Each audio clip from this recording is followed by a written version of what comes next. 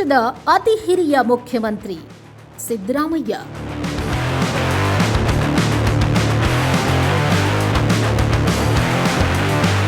ಕರ್ನಾಟಕದ ಮುಖ್ಯಮಂತ್ರಿ ಸಿದ್ದರಾಮಯ್ಯ ಪ್ರಸ್ತುತ ದೇಶದ ಅತ್ಯಂತ ಹಿರಿಯ ಮುಖ್ಯಮಂತ್ರಿ ಎಂಬ ಹೆಗ್ಗಳಿಕೆಗೆ ಭಾಜನರಾಗಿದ್ದಾರೆ.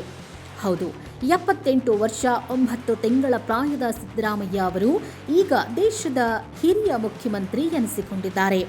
ನಂತರದ ಸ್ಥಾನದಲ್ಲಿ ಆಂಧ್ರಪ್ರದೇಶದ ಮುಖ್ಯಮಂತ್ರಿ ಚಂದ್ರಬಾಬು ನಾಯ್ಡು, ಮಿಜೋರಾಂನ ಲಾಲ್ಹುಹೋಮಾ ಮತ್ತು ನಾಗಾಲ್ಯಾಂಡ್ನ ನೆಫಿಯು ರಿಯೋ ಅವರುಗಳಿದ್ದಾರೆ. ಸಿದ್ದರಾಮಯ್ಯ ಅವರ ರಾಜಕೀಯ ಜೀವನವೇ ಒಂದು ದಾಖಲೆಗಳ ಪುಸ್ತಕದಂತಿದೆ. ಅವರು ಈಗಾಗಲೇ ಹಲವು ಮೈಲಿಗಲ್ಲು ಸ್ಥಾಪಿಸಿದ್ದಾರೆ.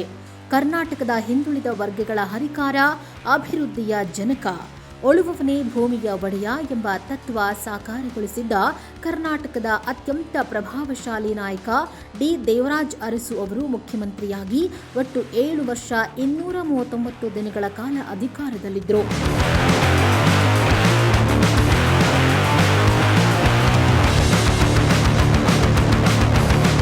ಸಿದ್ದರಾಮಯ್ಯ ಈ ಸುದೀರ್ಘ ಅವಧಿಯನ್ನು ಹಿಂದಿಕ್ಕಿ ರಾಜ್ಯದಲ್ಲಿ ಅತಿ ಹೆಚ್ಚು ಕಾಲ ಅಧಿಕಾರ ನಡೆಸಿದ ಸಿಎಂ ಎಂಬ ಕೀರ್ತಿಗೆ ಭಾಜನರಾಗಿದ್ದಾರೆ.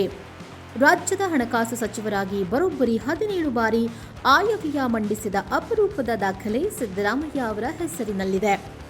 ಅತಿ ಹಿರಿಯ ವಯಸ್ಸಿನಲ್ಲಿ ಅಂದರೆ 78 ವರ್ಷ 5 ತಿಂಗಳಿಗೆ ಮುಖ್ಯಮಂತ್ರಿಯಾಗಿದ್ದ ಬಿಎಸ್ ಯಡಿಯೂರಪ್ಪ ಅವರ ದಾಖಲೆಯನ್ನು ಸಿದ್ದರಾಮಯ್ಯ ಈಗ ದಾಟಿದ್ದಾರೆ.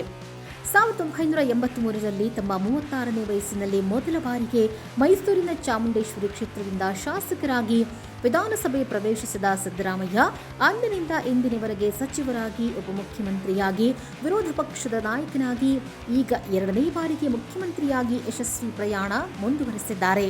ಎಸ್ಎಂ ಕೃಷ್ಣ 72ನೇ ವಯಸ್ಸಿನಲ್ಲಿ, ಜೆಎಚ್ ಪಟೇಲ್ 69ನೇ ವಯಸ್ಸಿನಲ್ಲಿ ಅಧಿಕಾರದಿಂದ ನಿರ್ಗಮಿಸಿದ್ರು. ಈ ಎಲ್ಲ ಅಂಕಿಅಂಶಗಳನ್ನು ಗಮನಿಸಿದರೆ ಸಿದ್ದರಾಮಯ್ಯ ಅವರ ವಯಸ್ಸು, ಅನುಭವ ಎರಡರಲ್ಲೂ ಭಾರತದ ರಾಜಕೀಯ ಭೂಪಟದಲ್ಲಿ ಅಪ್ರತಿಮ ನಾಯಕನಾಗಿ ಹೊರಹೊಮ್ಮಿದ್ದಾರೆ.